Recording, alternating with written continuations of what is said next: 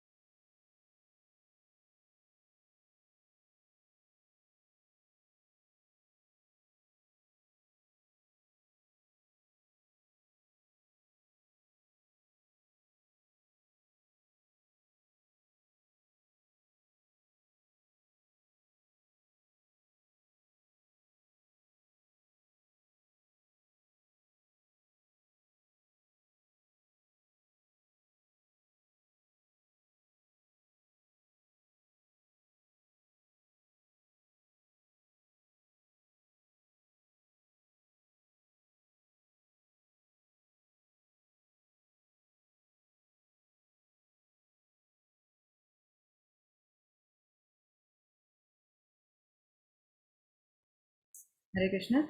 Can I know who is iPhone? Can I know your name, please? Thank you.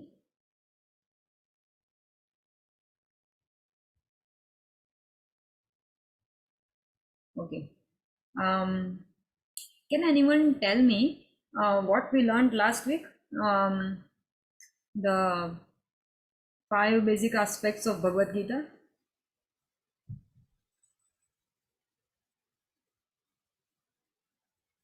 Hare Krishna.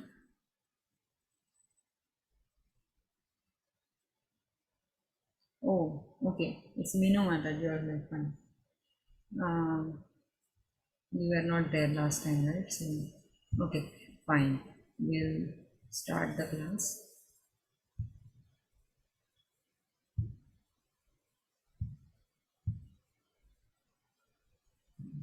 I hope everyone is able to see inside.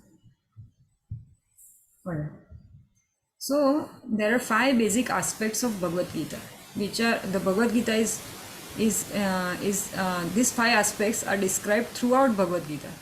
Okay, so they are Prakriti, Jiva, Ishvara, Kala, and Karma.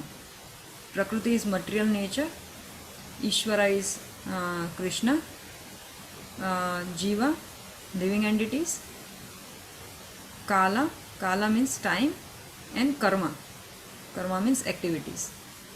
So whole Bhagavad Gita is around playing around these 5 basic aspects. So we'll learn all these 5 basic aspects one by one. Out of these 5 basic subject matters in Bhagavad Gita, it is established that Supreme Godhead or Krishna or Brahman or the Supreme Controller or Paramatma, you may use whatever name you like, is the greatest of all. The living beings are in quality like the Supreme Controller. For instance, the Lord has control over the universal affairs of material nature, as will be explained in the later chapters of Bhagavad Gita. So in the quality we are very similar, but in the quantity wise we are different. Quality means Krishna can love someone, we can also love someone, but Krishna is the supreme knower of all the living entities. Like this is called quantity. And whom does we know? We don't know even ourselves, right? So this is how Krishna is different from us. So quality wise he is bit similar, but quantity wise he is very different than us. He is very far more like lots more superior than us. For instance, the Lord has control over the universal affairs of material nature, as will be explained in the later chapters of Bhagavad Gita. Material nature is not independent. she is acting under the direction of Supreme Lord. As Lord Krishna says, Mayadhyakshena prakriti suyate sacharacharam hetu nanena konteya jagad viparivartate. So this material nature is working under my direction. So Krishna claims in Bhagavad Gita chapter 9 that I am the controller of the material nature. So sometimes we think something will happen and we think that this is coincidence. So Prabhupada, our spiritual master, Prabhupada was always used to say that there is nothing called coincidence in this world. Everything is happening under the supreme direction of Lord Krishna. So because he only controls the material world. When we see wonderful things happening in cosmic nature, we should know that behind this cosmic manifestation there is a controller. Nothing could be manifested without being controlled. It is childish not to consider the controller. For instance, a child may think that an automobile is quite wonderful to be able to run without a horse or other animal pulling it. But a sane man knows the nature of the automobile's engineering arrangement. He always knows that behind the machinery there is a man, a driver. Similarly, the Supreme Lord is a driver under whose direction everything is working. Okay, so there is an incidence. There was a scientist called Newton, right? So Newton had a friend. So Newton was ascetic, and he believed in God. So he was Christian. So he believed in God. And in Christianity they say that we all humans are made in the image of God. So he believed, but his friend, he was atheist, so he was not believing in God.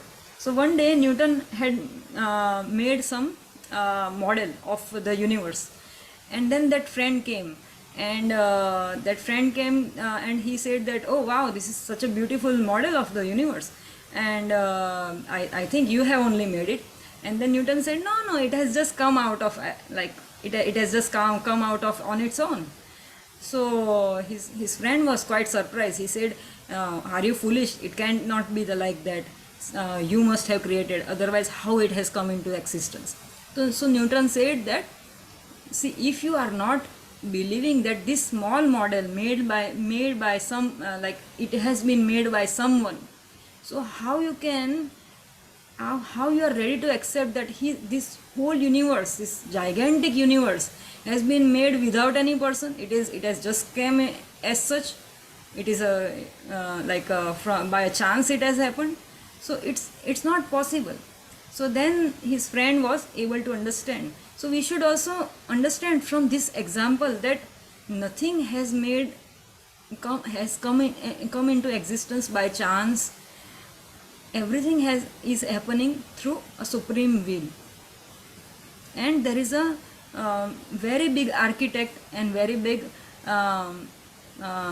artist who is God is that artist, and he has made this material world, and he's the creator of this material world. He always knows that behind the machine. Okay, this is done. Okay, now jivas. Similarly, the supreme now the jivas or the living entities have been accepted by the Lord, as we will note in the later chapters, as his parts and parcels. Mamaivansho jivaloke jivabhuta. Like yesterday we already discussed that word. So Krishna says that these jivas are my part and parcels.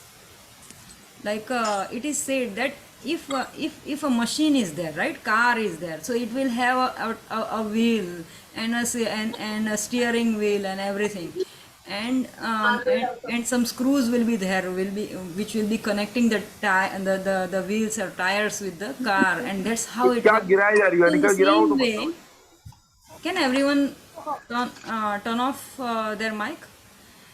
So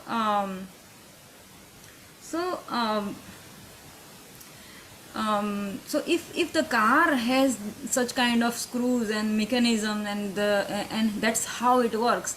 So Krishna also says that these living entities, jivas, are my part and parcel. So just like a machine has different parts, the same way Krishna has his hands, legs, and the living entities, as we were, when there is an inhalation, we all go inside Krishna's body again, and then we manifest again. It is unmanifested, manifested, manifested, unmanifested. It is like that. So the material world annihilates and again getting created by Lord. Again we are put into the material world. Then we again go back inside Lord Krishna again. So this is like cycle. It is happening again and again. So that's why here it is said that Krishna accepts that we are part and parcels of Krishna. A particle of gold is also gold. A drop of water from an ocean is also salty. And similarly, we, the living entities, being part and parcel of Supreme Controller Ishvara or Bhagavan, Lord Krishna, have all the qualities of Supreme Lord in minute quantity. So, quantity wise, we are very minute, but quality wise, all the qualities that Krishna has, we have here. Because we are minute Ishwaras, subordinate Ishwaras. Okay, that's why some people who are Brahmavadis, who believe, or the Paramatmavadis, who believe in the super soul only. They don't believe the existence of God apart from the super soul. They think that you are also God, I am also God, and we are all our gods. So that is not a correct concept. We can accept ourselves as a part of God. Like we are not gods, but we are part of that supreme personality of God. We are trying to control nature, as presently we are trying to control space or planet, and this tendency to control is there because it is in Krishna. So Krishna is a supreme controller. That's why this quality we also have in minute quantity. But although we have a tendency to lord it over the material nature, we should know that we are not supreme controller. It is explained in Bhagavad Gita. So, like we'll read it in the next paragraph already. That is there. Okay. What is material nature? This is also explained in Gita as inferior prakriti, inferior nature. Okay. So in Bhagavad Gita there is a verse called अपरेयमितस्त्वन्या प्रकृतिं विधि मे परां जीवभूता महाबाहो येदं धार्यते जगत. So as a Jivabhuta, we are superior in nature and Prakriti is inferior. Although we are part of Prakriti, we are part of nature. Material nature contains living beings and the movable and the non-movable and living entities. So non-movables are trees and those kind of things. They have very less expressive power. They are also living entities. But they are considered under Prakriti. But living entity are animals or humans. They are called living entities. So living entities always are superior to the material nature, which is Prakriti. That's why they can control over the material nature, and they try to control. Prakriti is female and she is controlled by the Lord, just as the activities of a wife are controlled by husband. Prakriti is always subordinate, predominated by the Lord, who is predominator. Okay, so Lord is only the predominator. The living entities and material nature are both predominated, controlled by the Supreme Lord. According to Gita, the living entities, although part and parcels of Supreme Lord, are to be considered Prakriti. So living entities, we are also Prakriti, but we are superior to Prakriti. That's why in Gita, it has been living entities are described separately to Prakriti. So there are 5 aspects of Bhagavad Gita we saw, in which living entity is separate, Prakriti is separate. They are living entities means Jiva and Prakriti. They are 2 different aspects of Bhagavad Gita. And then there is Ishvara, Kala and Karma. So we often think that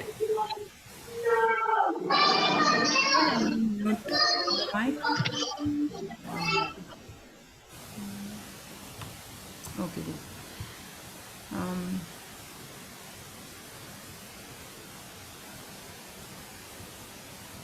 Okay, this is clearly mentioned in 7th chapter of Bhagavad Gita.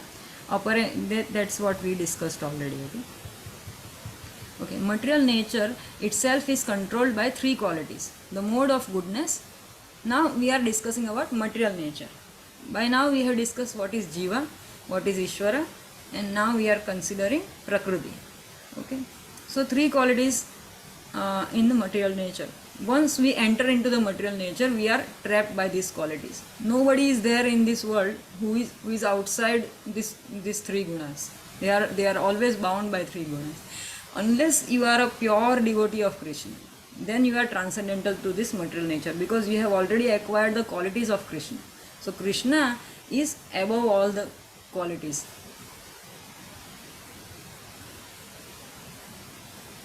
So because Krishna says etad yonini bhutani sarvani tipidharaya aham krishnasya jagata prabhava pralayas tatha.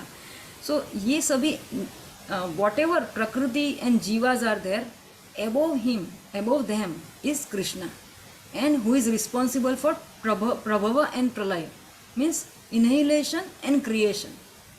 And that's why he is above all these modes of goodness, passion and ignorance. So the devotee, the pure, very pure devotee, not the so-called devotees, okay, the very pure devotee who always remains in the work of Krishna, these people are in pure mode of goodness. So they are never trapped by these material modes of nature, just like some Rajvasis, some Vrindavan, the people in Vrindavan. Some are pure devotees of Krishna. So they never consider whatever mishappenings, like they are going through the hurdles in the life. They don't consider it, like they are non-existent to this all these troubles in the life. The mode of goodness, the mode of passion and the mode of ignorance. So these are the three gunas, three qualities of material nature. Above these modes there is eternal time, and by combination of these modes of nature under the control and purview of the eternal time, there are activities called karma. Okay, so time factor is also controlled by Krishna only. So Krishna is time himself, Kalosmi, he says. So Krishna is time, and it is said that who don't believe in Krishna's supremacy, it is a very, very rude sentence, but it is said that whoever is atheist, who don't believe in Krishna at the last, up to last breath of their lives, Krishna comes as a time, as a Kala, and takes away his life. Okay, so one has to believe there is a God. Okay. Okay, and these activities are being carried out from time immemorial, and we are suffering and enjoying the fruits of our activities. For instance, suppose I am a businessman and have worked very hard with intelligence and have amassed a great bank balance, then I am an enjoyer.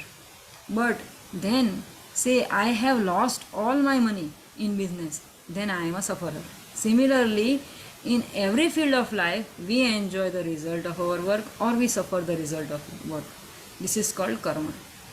So in Bhagavad Gita, Krishna says, Bhoktaram yagya tapasa sarvalokam maheshwara surudam sarvabhutanam gnatva mam shanti ruchati. So who is the supreme enjoyer of everything? All the sacrifices and all the penances, who is the supreme enjoyer? Only Krishna, not us. Okay, Krishna claims in Bhagavad Gita that he is the enjoyer, he is only the Purush in the Prakriti. So Prakriti, as we Jiva, we are always in the female form. We are Prakriti, and Purush is also called as enjoyer. So supreme enjoyer is only Krishna, and we are all the subordinates or the female form. So that's why our duty is to serve Krishna, not to control over the material nature, because we are also one part of Prakriti which is governed by Krishna. So that's why we suffer or we enjoy, because we are too much into modes of material nature, always trapped under the mode of material nature. If we gain, we are happy. If we lose, we are suffering. So that's why Krishna is saying in Bhagavad Gita that I am the enjoyer of all the penances, all the sacrifices. And whoever knows this, he is the most peaceful person. Natva mam shanti nrichati. Means whoever knows that Krishna is the supreme enjoyer, such kind of people only can have peace of mind. So basically devotees should be very peaceful. Ishvara, the Supreme Lord, Jiva, the living entity, Prakriti, nature, Kala, eternal time, and Karma, activity, are all explained in Bhagavad Gita. Out of these five, the Lord, the living entities, the nature, time are eternal. Okay. So, what is eternal? Living entities, Jiva. Okay. Ishvara, because we live inside Lord. Okay. So we are also, and we are part and parcel of Lord. So we, like Lord is also eternal, we are also eternal. Okay. Then Prakriti, material nature. Material nature, to our surprise, it is also eternal. Why it is eternal? Because when there is annihilation, the whole material nature goes inside Krishna. And when there is a creation, it again manifests. Okay. It manifests and it unmanifests. But it is existing, it is eternal. Okay. And time, eternal time, like time is also eternal, right? So time, material nature, living entities, and Lord, they are eternal. Now what is left? Karma. So karma is not eternal, it is temporary. Okay. Whatever we whatever karma we do, we enjoy or suffer. Okay. In our this life, next life, or next to next life. So, or we can stop the karma by doing devotional service also. So that is also option given by Krishna to us, that if we become pure Vaishnava, slowly our karma gets reduced, bad karma especially. So in Bhagavad Gita, Krishna says that api chet suduracharo bhajante mam ananya bhag sadhu revahi mantavya samyak vyavasito isa. Means like however bad personality you are, but if you are worshipping Krishna with single pointed focus, you are always focused in Krishna, although you had some bad karmas, but it gets reduced and it gets cut off. So there is only one option, devotional service, by which we can cut off our bad karmas. So karmas are not eternal. Okay, always remember this. They might ask this. Okay, the manifestation of Prakriti may be temporary, but it is not false. Okay, Prakriti, Brahmavadi people, they say Jagat Mithya, Brahma Satya. So it is not Jagat Mithya nahi hai. Okay, Prakriti is not false. But it is temporary. It is Prakriti, although it is eternal. So how can it be false? It is not false. Prakriti is existing. We are all existing. Sometimes we think we are only Krishna is permanent. So we are also false. Prakriti is also false. No, we were there. We are eternally there. Prakriti is also eternally there. But we are manifested. We are unmanifested. We are shown. We are not shown. Okay. Some philosophers say that manifestation of material nature is false, but according to philosophy of Bhagavad Gita or according to philosophy of Vaishnavas, this is not so. Manifestation of the world is not accepted as false. It is accepted as real but temporary. It is likened unto a cloud which moves across the sky, or coming of the rainy season, which nourishes grains.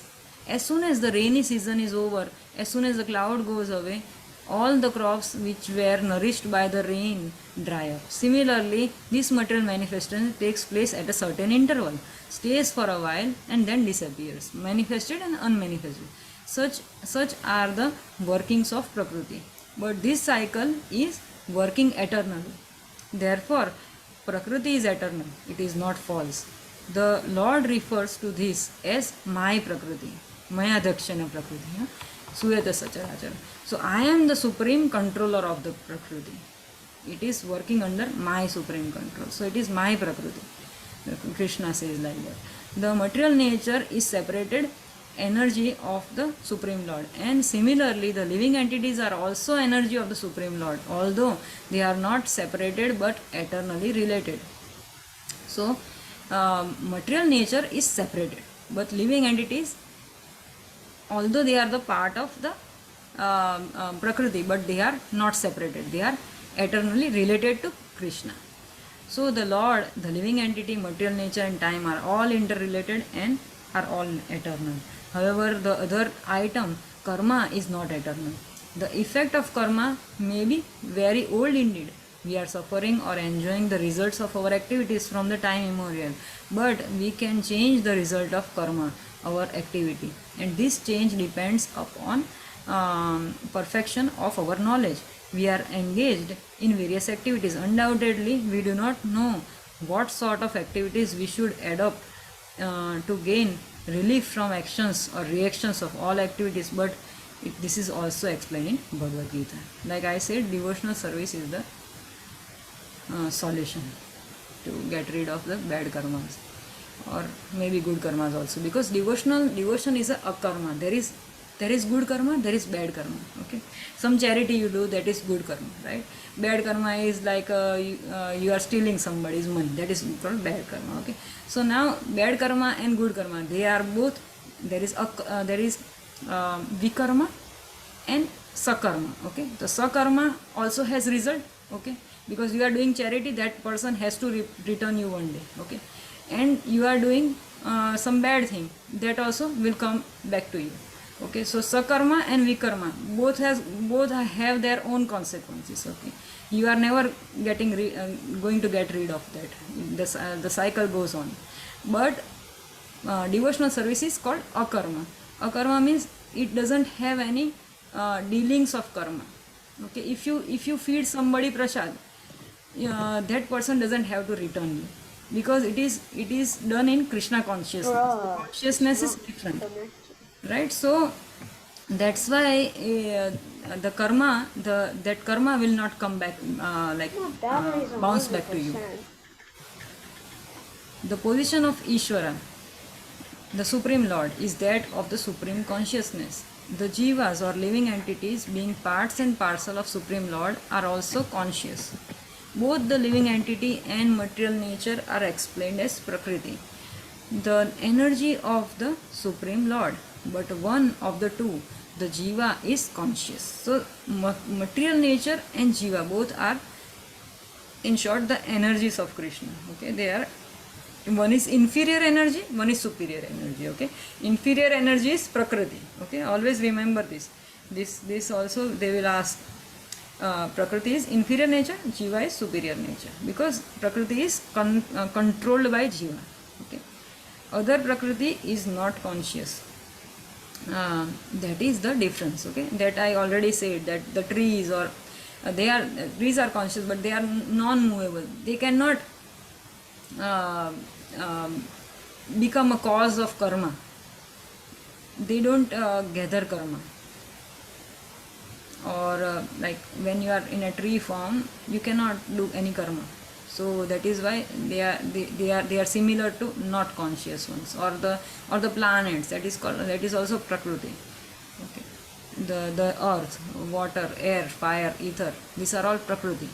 The earth, water, air, fire, and ether. There are 5 gross elements. That is also Prakriti. So they are not conscious. Therefore, the jiva, Prakriti, is called superior, because jiva has consciousness which is similar to the Lord's supreme consciousness. However, and one should claim that the jiva, the living entity, is also supremely conscious. The living entity cannot be supremely conscious at any stage of his perfection, and the theory that he can be so is misleading theory. So living entity can never be supremely conscious. Only Krishna is supremely conscious. Okay, we are just a minute, like what we saw previously, the gold gold's particle is also gold. Okay, from the sea, if you take a little bit of little drop, then that is also salty. In the same way, Krishna is like a ocean and we are like drop. So we have that the same quality, the same taste like Krishna, like Krishna has loving propensity. We also have loving propensity, but not like supremely loving. We have love only for our family members or our beloved ones. If somebody shouts on us, we will not love that person, right? But Krishna loves everyone. Krishna is not like that. Okay, he is different. He is supremely conscious of, and he has supreme qualities than us. He is very very very vast in his qualities. So conscious he may be, but he is not perfectly supremely conscious. Okay, the distinction between the Jiva and Ishvara will be explained in the 13th chapter of Bhagavad Gita. Now let's see what is the difference between Jiva and Ishvara. The Lord is Kshetrajna, conscious, as is the living being, but the living being is conscious of his particular body, whereas Lord is conscious of all bodies. So Kshetra, in 13th chapter there is Kshetra Kshetrajna Yoga, वो chapter है.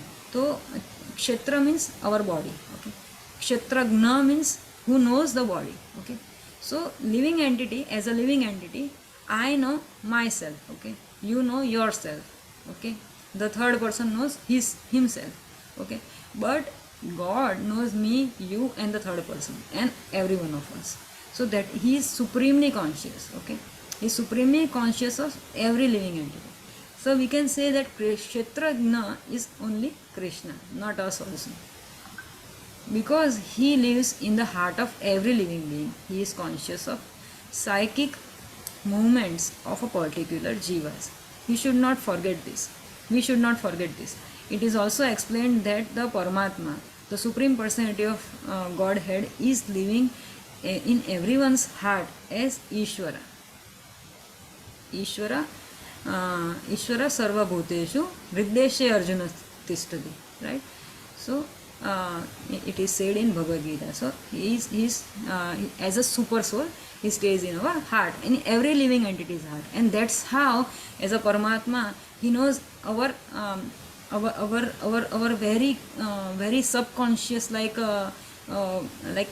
little thought if we have, then also he knows before us, right? So he is the supreme knower, and that he is the giving directions for living entity to act as he desires. Okay, so he is the overseer and permitter. Okay, so Krishna staying in our heart, whatever we want to do, he sees that. Okay, there is a story, like there are two birds. Okay, so one bird does karma. Okay, he is very busy, and the next bird is just looking at him. Okay, that at the next at the bird beside him. So that's how our relationship is there. So living entity as a soul, and the another bird is super soul. Okay, so two birds are soul and the super soul. The soul goes on working, and the super soul, he just keeps on watching. Okay, this bird, what he works, how he works, what he does, what wrong he is doing. So all the it's like a CPU, our super soul. So he has all the memory. Okay, we forget, soul forgets, his forgetfulness. Okay, but super soul remembers what our previous tendencies were there. That's why our past life, what prakriti we had, there are full chances that in this life we have a similar personality. Okay, so that's why when the child is born, they are different. Some children will be always happy, some children are always sad, although they haven't been so much into the material world. But why it is like this? Because of their past life or past karma. And who remembers all this? Super soul remembers all this, and super soul reminds the soul that you were like this, you behave like this. Okay, so like our whole behavior, our everything is supremely controlled by Krishna. So we should always remember this. and that's why we should try to surrender to Krishna, and so we can be guided by this supreme controller. Otherwise, if we guided by ourselves, we can get anywhere. So he is the overseer and permitter. Okay, and sometimes he want to do bad things, then also he permits. He is a permits also, not only oversees, he is a permit. Upadrashta cha bharta bhokta maheshwaram. It is said like upadrashta and anumanta. He sees and permits. Okay, so we should not forget this. It is also explained that the Paramatma, the Supreme Personality of Godhead, is living in everyone's heart as Ishvara control, and he is giving direction to every living entity. Living entity forgets what to do. First of all, he makes determination to act in a certain way, and then he is entangled in actions and reactions of his own karma. After giving up one type of body, he enters another type of body. As we take off and put off clothes. Okay, वासांसि जीर्णानि यथा विहाय नवानि जीर्णाति नरोपणानि तथा शरीराणि विहाय जीर्णानि. Okay, तो क्या होता है इसमें कि as we are, it is same like today I am wearing this cloth, tomorrow I am wearing new cloth. In the same way, in the Bhagavad Gita it is said that it should be taken in that way that a soul passes, soul's transmigration from one body to another body is same like a person changing clothes. Okay, so but it shouldn't be taken so lightly that if a person dies, then we think that okay, fine, yeah, it is just like changing clothes. No, because we have our relationship with every living entity, and because we are supremely connected to Krishna, and Krishna loves everyone. So we should not think like that. But this is a phrase given in Bhagavad Gita that as a person changes clothes, the soul thus migrates. He suffers the actions and reactions of past activities. These activities can be changed when living being is in mode of goodness, in sanity, and understands the sort of activities he should adopt. In short, it is like become a devotee of Krishna. If you become a devotee of Krishna, you remain in pure mode of goodness, and then your activities will be controlled by Krishna. So that you are not doing any bad activity, not good activity, but you are doing just what Krishna thinks, Krishna says to you. That's why in the previous pages we saw that what position we should take, a devotee's position and a friend position. Okay, bhakto sime sakha cheti rahasyam hi edat uttamam, right? So Arjuna was Krishna's friend. So if we take position just like Arjuna, so and we are ready to absorb whatever Krishna says, then we can adopt those activities, and we can guide our life in that way, whatever Krishna says in Bhagavad Gita, how Krishna says. If he does so, then all the actions and reactions of his past activities can be changed. Consequently, karma is not eternal. Therefore, we stated that 5 items, Ishvara, Jiva, Prakriti, time and karma, 4 are eternal, whereas karma is not eternal. Okay. Anyone has any doubt up to here?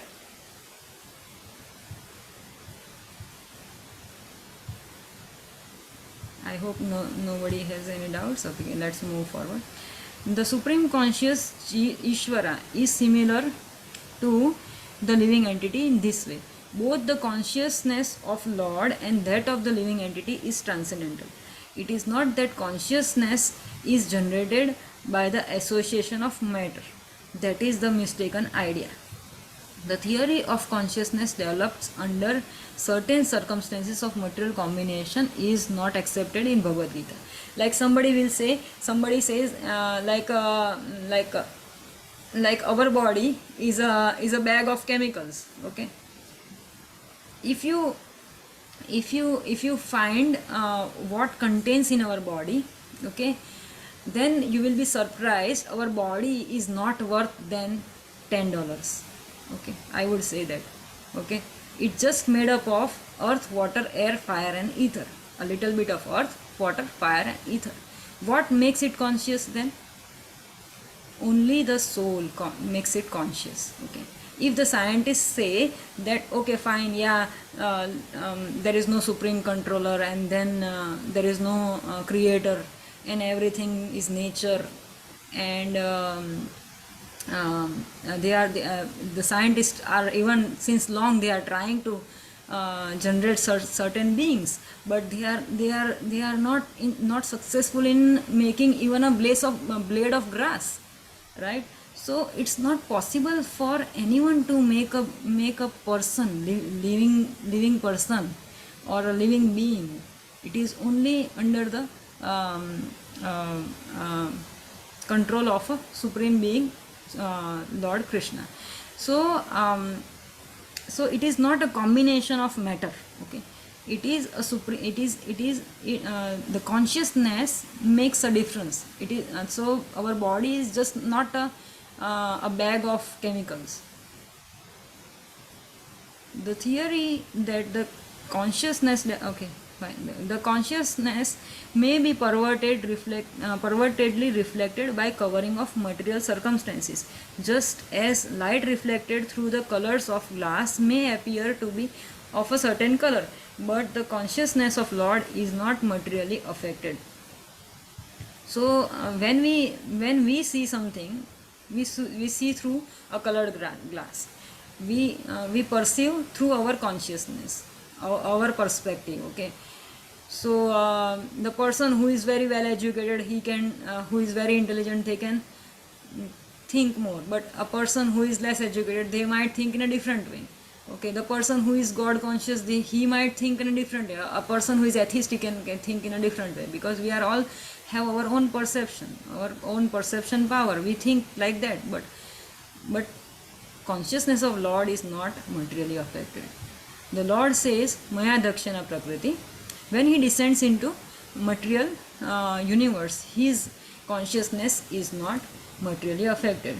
If he were so affected, he would be unfit to speak on material transcendental matters as he does in Bhagavad Gita.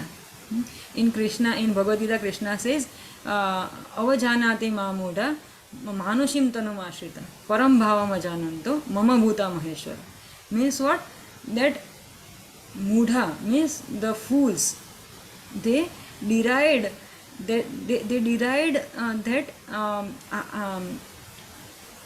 I am the supreme living being, supreme personality of Godhead in the body of a human.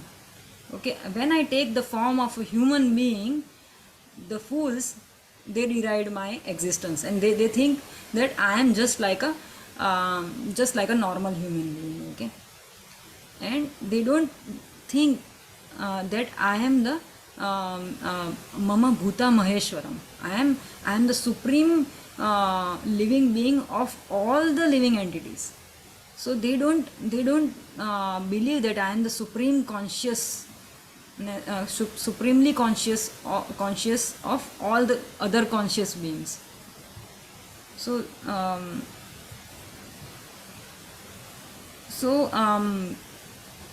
so when Krishna takes birth in material world, like 5,000 years ago, he took birth in Vrindavan. So some people like Duryodhan, he was not able to believe that he is a supreme person. He never believed Krishna as supreme personality of Godhead. So but Krishna takes birth in this material world only out of his supreme will. He is not like us. We are forced to take birth as per our karma. But Krishna, when he takes birth, or when the personality is like Prabhupada, our spiritual master, he takes birth, they have a certain motive. Okay, so we take birth by force, and Lord or his messengers take birth by their supreme will, by Krishna's supreme will. Our consciousness at the present moment, however, is materially contaminated. The Bhagavad Gita teaches that we have to purify this materially contaminated consciousness. In pure consciousness, our actions will be dovetailed to will of Krishna, and that will be make us happy. It is not that we have to cease all activities, rather our activities are to be purified, and purified activities are called bhakti. Activities in bhakti appear to be like ordinary activity, but they are not contaminated. An ignorant person may see that a devotee is acting or working like an ordinary man, but such a person with a poor fund of knowledge does not know that activities of a devotee or of the Lord are not contaminated by impure consciousness or matter. They are transcendental to the three modes of material nature. We know, however, that at this point our consciousness is contaminated. Okay, we'll finish this lecture in 5 more minutes. Okay, so like I said before that the devotee he is always in pure mode of goodness. It is called pure mode of goodness. So that's why they are above the modes of material nature, just like Krishna. He a devotee, a little he can acquire a little bit of God's qualities, like pure qualities of Krishna. When we are materially contaminated, we are called conditions. False consciousness is exhibited under the impression that I am a product of material nature. This is false ego. Okay. So our existence in material world is mainly because of our false ego. Okay, that is the most difficult thing. That is the last to go from anyone. One who is absorbed in the thought of bodily conception cannot understand his situation. Bhagavad Gita was spoken to liberate one from the bodily conception of life, and Arjuna put himself in this position in order to receive this information from Lord. One must become free from bodily conception of life. That is the preliminary activity for a transcendentalist. One who wants to become free, who wants to become liberated, must first of all learn that he is not this body. Mukti or liberation means freedom from material consciousness.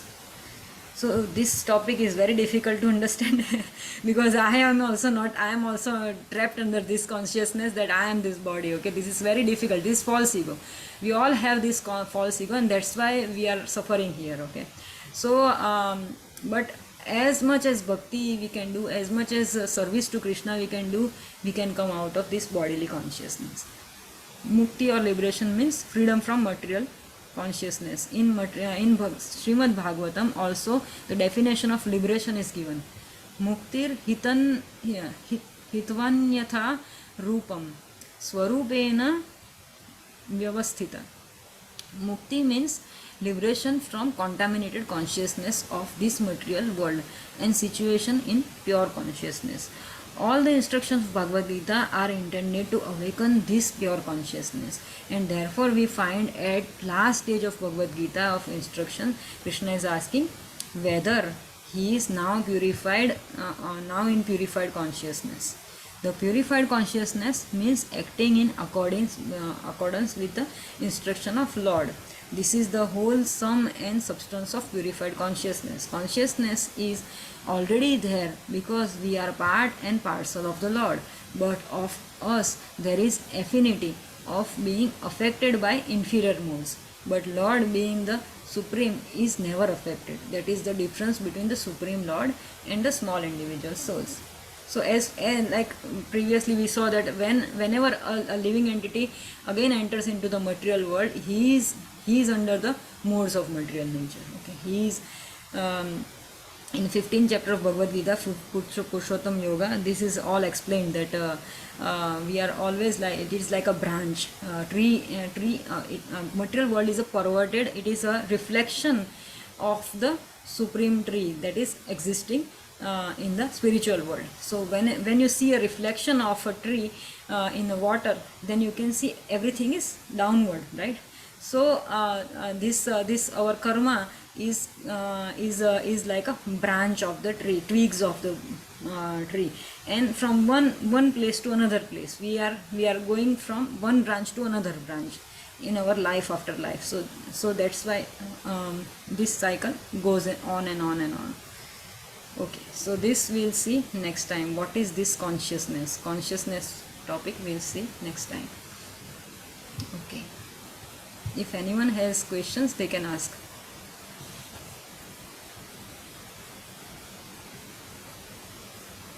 Okay, fine. So next time I'll ask a little bit of few questions So I suppose you are all reading nicely. Okay, keep reading Bhagavad Gita, and we'll have a quiz on 21st of October, the preliminary round. Okay, thank you. Hare Krishna.